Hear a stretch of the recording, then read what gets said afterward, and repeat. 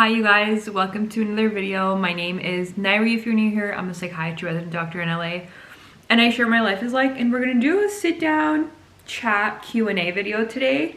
I put like some question boxes on my socials to ask you guys what questions that you guys want me to answer, including over here on YouTube.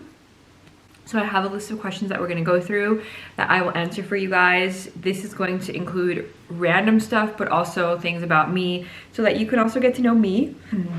I kind of don't even know which question to start with. Maybe I'll start with some like personal questions. The first one is asking me how I met my husband. If you guys don't know, so my husband and I have been married about a year and a half at this point.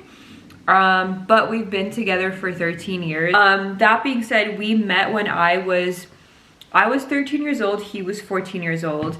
So both of us are Armenian. We went to different Armenian high schools. But if you know anything about the Armenian community, it's very like close-knit and intertwined. And so all of the Armenian school students were friends. We hung out together, we went to parties and stuff together, and a lot of those reasons is because it'll be like, oh, my cousin, like I go to one school, my cousin goes to another school, and I hang out with my cousin, but then my cousin's friends are there, and so now we're all just friends. So that being said, my husband's cousins, two of them were in my class growing up. I grew up with them since I was in preschool. And one of them had a birthday party. I'm guessing it was his 13th birthday. And I went to his birthday party, and that is where I saw my husband for the first time. Mind you, again, I'm 13, he's 14. Not only were his cousins in my class, one of them is my best friend growing up.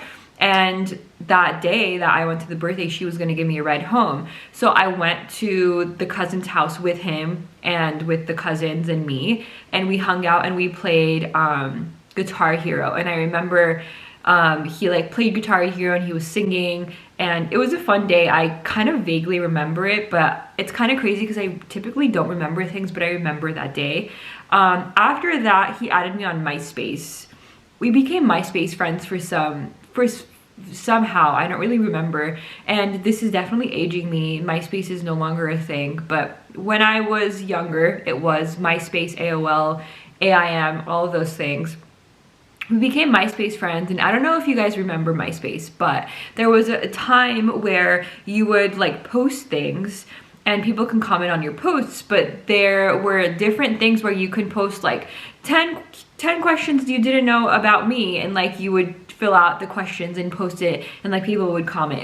It's like super weird looking back, but I did a lot of those, and he responded to one of the posts that I had done, like trying to talk his way into a conversation. After that message, we would message back and forth, and then we started to AIM. We became really good friends, essentially. Like, we were just friends at that point. We would talk every single day. When we would have games at, like, I played basketball, he didn't, but he would go to the basketball games. So when we went to like respective high schools, we would hang out. I would play basketball, like I would play my game at my school or his school. And then we kind of just like started going out, and that's how it happened. We met when we were 13 and 14 through a birthday party, and MySpace and AIM kept us close. We texted after that, we would hang out. Typically what we would do was go to the movies. I don't know if you guys know, I have literally saved all of the movie tickets that we've gone to together during our dating years, and I made it into a frame. So I had given it to him for our 10-year anniversary. It's really cute, it's in the office. But yeah, that is how we met, and we've been together ever since. Next question is asking how much I miss Michigan. If you guys are new here and you don't know, I went to Michigan for 4 years for medical school. Now, look, I'm born and raised in LA, so I'm very used to a certain lifestyle. Okay, like, it's always sunny here. It's literally December and I'm gonna go on a walk in a little bit because it's just beautiful weather outside. I'm not used to snow. I'm not used to actual seasons. And also, I feel like growing up in LA, like, you want something, it's right there. You want the best. We have the best coffee shops. We have the best restaurants. We just have everything that you want to do. Like, you could do it. So I go to Michigan and I'm like, what the heck is this place? It was freezing. I froze my butt off. Driving in the snow was terrifying. And mind you, I drive like a Honda. I don't have a four-wheeled front wheel car, whatever. I don't have a nice like car that you could drive in the snow comfortably. I would slip and slide everywhere every time I'm going to work or going to school or going to my rotations. It was scary. But the biggest thing for me was the fact that like I didn't have anyone there. For my first year, my husband and I did long distance, and then thankfully after, he was able to come and live with me and work remotely, which I'm so grateful for, because that like truly saved my mental health. But it was really hard. Yeah, I will say the question is, how much do I miss Michigan? That was my like little preface about Michigan. I do really miss it right now. I would go again, mostly because I made the best friends in medical school who I literally still talk to every single day, even though it's been 2 years since I graduated. And I would love to see them. One of them had a baby and I want to meet her. And I think it'll be so much different when you go back and you know you're going for a vacation versus when I used to go all the time and I felt like I was stuck there, like I was stressed out all the time. I had to go to school, I had to work, I had to do X, Y, and Z because I had this goal of wanting to come back to California. So the mindset that I would go in right now would be so much more different. And I actually really do want to go. Maybe sometime next year we'll make a trip out there. Another reason I kind of really want to go is because I know that northern Michigan is beautiful and there's actually so much that we can do nature-wise that we didn't really get to explore, unfortunately, because every time I had time off, we would come back home. So Michigan is absolutely on my list to go back and like vacation, see my friends, go to my favorite restaurant.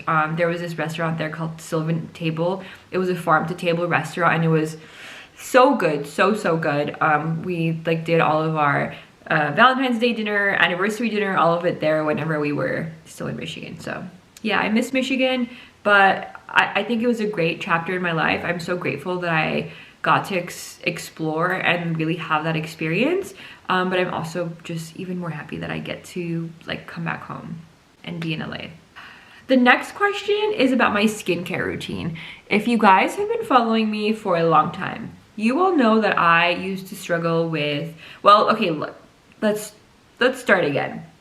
Growing up, I would have like breakouts here and there. Sure, fine, nothing crazy. However, during my second year of medical school, I started to have really bad acne slash rosacea slash rash. I'll put pictures here to show you guys how bad it was. I went to multiple dermatologists and everyone told me something different, first of all. And then they all started me on topicals, didn't work. Started me on oral medications, antibiotics, didn't work. I got so frustrated because I told one of them, like, maybe, like, I feel like, look, your skin is your biggest organ. I feel like something else is going on inside, that my skin is telling me, like, something's up, you need to investigate. And I asked him and I was like, what if it's something that I'm eating? What if it's, like, something, what if I'm allergic to something? What if, like, there's something else deeper inside? Can we do some tests? And this guy told me, what you eat has nothing to do with your skin. And look, I'm a psychiatrist, not a dermatologist, but I'm also not stupid, okay? Like, I went to medical school, I have an MD. I know that that is literally not true. Like, have you ever eaten a hot Cheetos and then had a pimple the next day? Because that happens to my husband, like, every day. What you eat absolutely impacts your skin. Your skin is your biggest organ. What the heck? So I got so mad, I never went back to him. The other dermatologist that I went to, I remember I was still in Michigan, so I had Telehit, I did Tele. And the second he like opened the visit, he said, so you have acne. I was like, sure, I mean, it's possible, but I want to talk to you about why I'm here. And he literally says, aren't you a medical student? The simplest thing you should learn how to do is diagnose acne. Mind you, never saw him again. I love doctors. Obviously, I'm a doctor, so I really respect everyone, but dermatologists I have beef with. I'm sorry, you guys.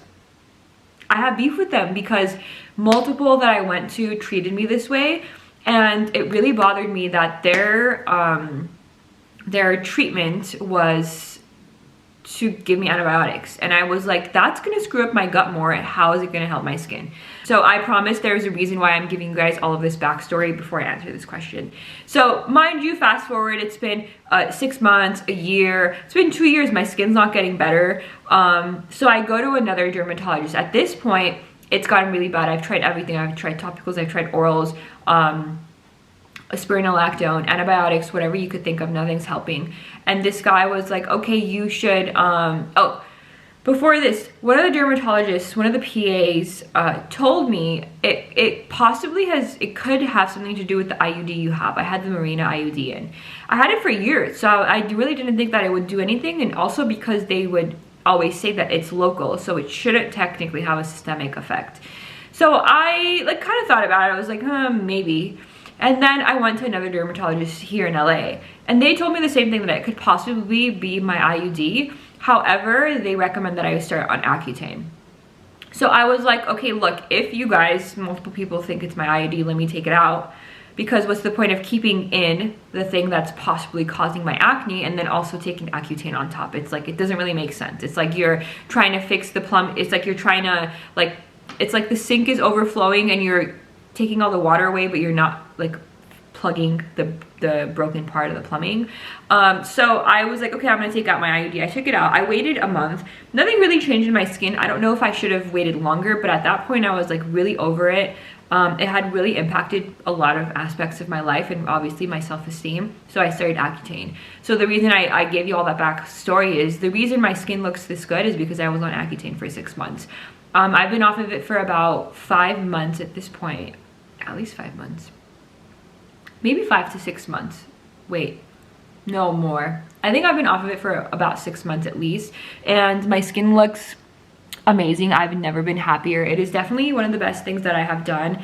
I highly recommend it if you guys are like, you know, in the place that I was, where I was kind of desperate with my skin. And you know, you put makeup on, it doesn't look good, your skin feels worse. You don't put makeup on, you feel terrible. And obviously, like, I wish I didn't feel that way, but definitely had an impact. So I'm very grateful. That being said, I do have a skincare routine. I do SPF every day. I do moisturizer every day. I put hyaluronic acid. So I do things to like keep up with my skin and keep hydrated and stuff. But the reason my skin is clear is Accutane. Like, I'm just gonna be honest. I'm not gonna try to sell you guys products or whatever. Like, that's the reason it looks this way. Yeah, so that's my skincare routine.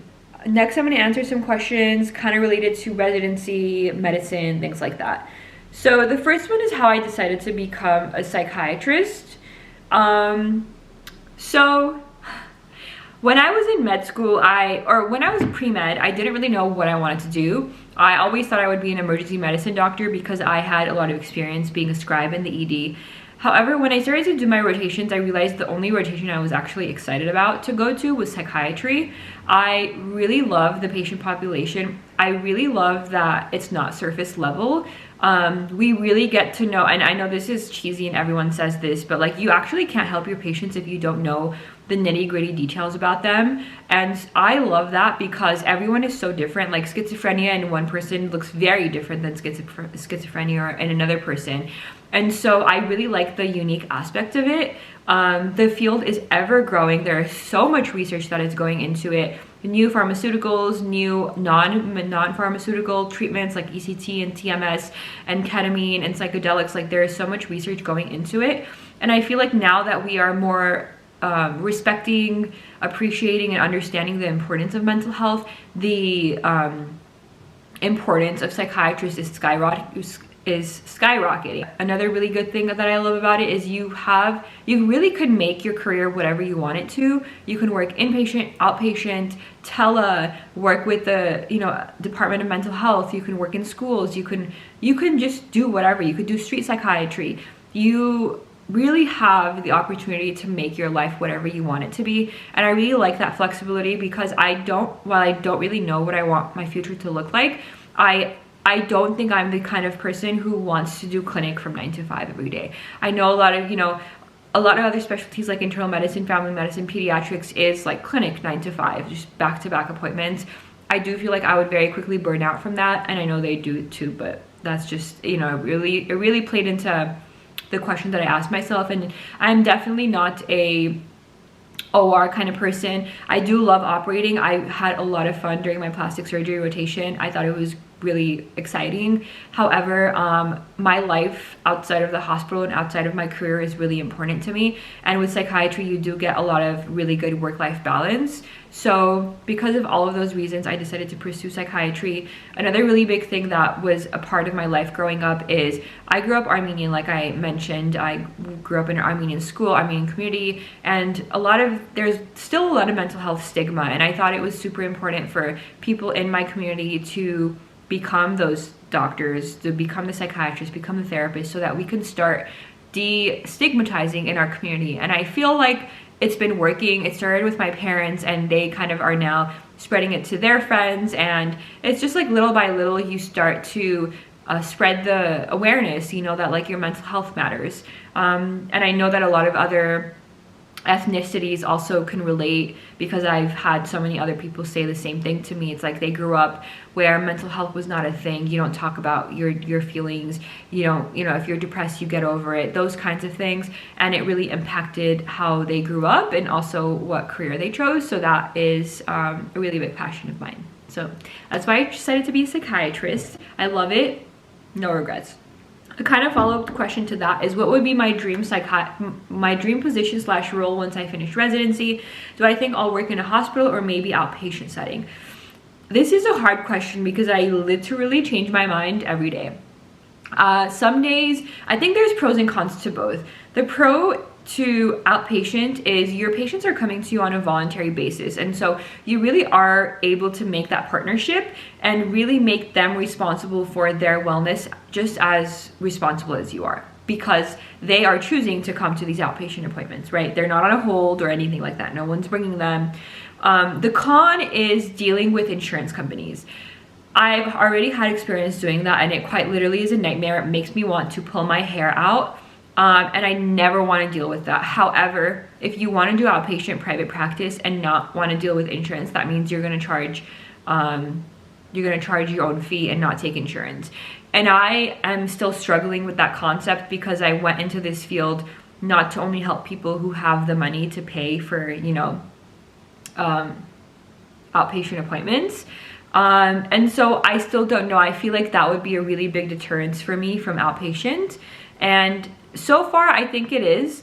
I am leaning more towards inpatient hospital, and maybe even working in an academic setting like with a residency program, and maybe even staying on board with my residency program. I'm not really sure. I'm starting to look into a lot of positions at the LA County Department of Mental Health, because working for the county would be great with all the benefits, but also there is so many job opportunities, like ridiculous amount. There is so many like different places that I could work. So I still don't really know. However, I don't think that I'm going to like start my own private practice right now. If I do, it will probably end up being part-time, where I have some like private practice patients, outpatient, and also have like my full-time job. Another really big reason I like inpatient, also, I technically can work outpatient and not have my own private practice. I can work for someone else's practice, which I'm not particularly opposed to, as long as I have people on my team who are going to do the medical like billing aspect of it, because calling insurance companies and fighting with them, actually I'll still have to do that because I'm the doctor and I have to do peer-to-peers.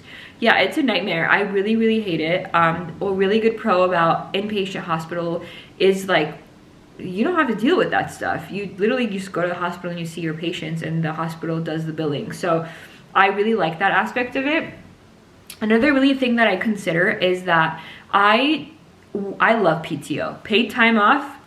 That's what I'm on right now, and that's why I can sit here in the middle of the day and make this video with you guys. Working for myself would mean I don't have PTO.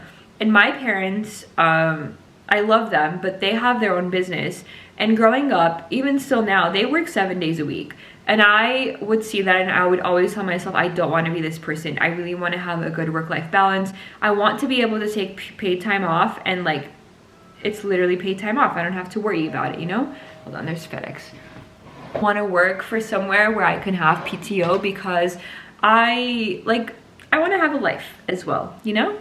Life is not just about living. I don't want to live to work. I want to work to live. All right. Next is going to be my advice for people who are considering pre-med versus pre-PA, physician assistant route. I think they're very two different jobs. So you really have to ask yourself what you want your future to look like. Now, PA school is a lot shorter than medical school. You, I think it's 2 to 3 years, but you also don't do years of residency that we do. And because of that, you have a different scope of practice. Yourself, how much scope do you want to have as a practicing provider? Another really big difference is that medical school is like when you graduate residency, you are that specific type of doctor, period, unless you do another residency program. However, when you go to PA school, you can, like actually PA school does have residencies, I'm sorry, but they are shorter. And you can technically be a PA in multiple different types of specialties. If you want to be a family med PA, you can. And then if you hate your job, you can be a PA in the ED. Like, there is no hard residency program that you need to do. This, my understanding, I will be honest, I haven't done really any research into PA school because I've always wanted to go to medical school. I just think what we do is very different. We're both necessary, but we have different scopes of practice. So you have to ask yourself what you want, like what you want your future to look like. Sorry if I don't know if that answers the question, but I really don't know much about the PA path because I have never explored it, so I have no idea. That's all I can say. And then we'll answer one more question because I got this question on a couple different videos, and it's to talk about like whether or not I include cultural competency and like culturally relevant information in my assessments with patients. For example, if I have a patient who I think is endorsing delusional thoughts, do I ever ask myself like, hey, maybe in their culture or their religion, that's like they actually believe that? The answer is absolutely yes. I think a really big reason why we do such in-depth investigation and conversations with our patients is because I literally ask them about their religious affiliations, if they believe in any higher being, whether that is God or Jesus or aliens, like whatever they believe in. If they have any cultural, like if they are a part of any very like close-knit cultural groups, if they go to church, things like that. I ask them all of those questions because it really sheds light into a lot of the things. You'll see another thing that you also have to ask yourself when a patient is endorsing a delusion to you, like, I can think aliens are real, but I have no evidence to prove it. Okay, like, doesn't mean I need to be hospitalized. Not every delusion means hospitalization or medication. Ask myself is like, okay, this patient believes this. It might not be true. Who cares? Like, does it matter? Unless the delusion is really impacting their life, their ability to eat, shower, have a job, live their life, then the delusion isn't really like that impactful. But if the delusion is like, everyone in my family is trying to poison me, I can't eat food because the FBI injects it with this thing so that they kill me, like, that's different because they can't eat food, they think they're in danger, they can't go to work. Like, that's a very different level. And so I always have to ask, like, is this culturally relevant to the patient? And that is also why we always love to speak to family and friends. Collateral information is so important because you can also hear from the family, like, oh no, this is actually what we believe, you know, we go to church, or we do this and we do that, or we're part of this cultural group or organization and this is what we believe. And so it really sheds light into the patient's thought process. I don't know if that answered your question, but not every delusion means you need to be hospitalized. Yeah. Culturally competent care is so important, and that is why we go really in depth with our conversations with our patients. Sometimes I ask so many questions that they tell me it's none of my business. It's fine, but I would rather ask and know you better than not know and, you know, mistreat or misdiagnose. So I think that is going to be it for our today's Q&A video. Otherwise, it's going to be hours long. But thank you guys so much for watching. If you guys have any other questions, comment down below. I'll answer them in my other videos. But thank you guys so much for watching. Don't forget to subscribe, follow me on all the socials. Don't forget to take care of yourself. You matter just the way you are, and I'll see you guys in my next video. Bye guys.